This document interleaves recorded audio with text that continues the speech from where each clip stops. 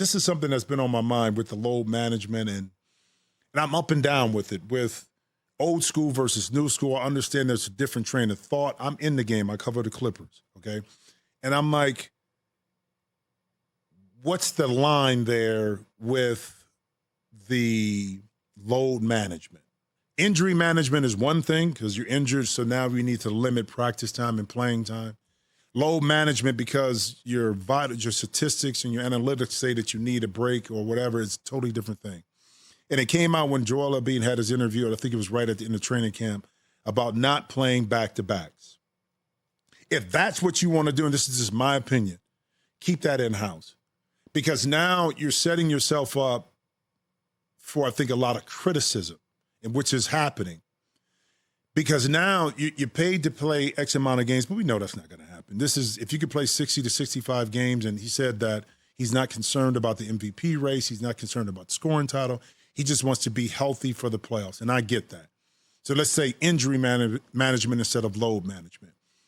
But I think you do cheat the game a little bit. You cheat the fans. You cheat the organization when you do that. And that's just from my perspective. Again, you have the doctors, the physical therapists, his own doctors that are telling him certain things as well. Now, what that conversation is like, I don't know. But as a basketball player, I want to see the best players on the floor. I want to see the best players competing. If you're hurt, I understand, and sometimes you can play in the back-to-back. But to put that out there at the beginning of the year kind of sets this thing up for disappointment because we want to see the best players. Now, maybe there's something there that and I'm not just say me because I'm talking about it, don't know about it that's going on with Joel over the summer with his knee or with other injuries. Maybe there's something else there that prompted that. I would have rather heard that I will be limited in some back-to-back games throughout the season because of my injury management. That I think wouldn't have caused the same kind of stir that we have come to see because of that statement.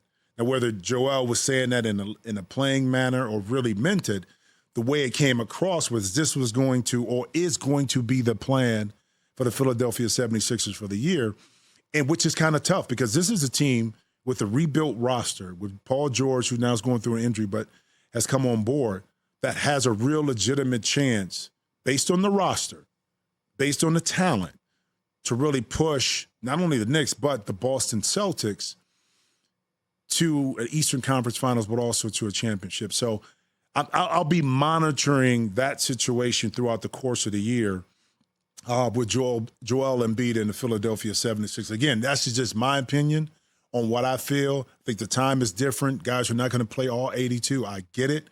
I'm old school, but I'm new school, and I understand that this is a different time and a different era, and they may have some inside – their information may dictate something totally different. Check out new episodes of The Jim Jackson Show every Thursday. Watch on The Rich Eisen Show YouTube page. Follow the show on Instagram @Jim Jackson Show, or listen wherever you get your podcasts.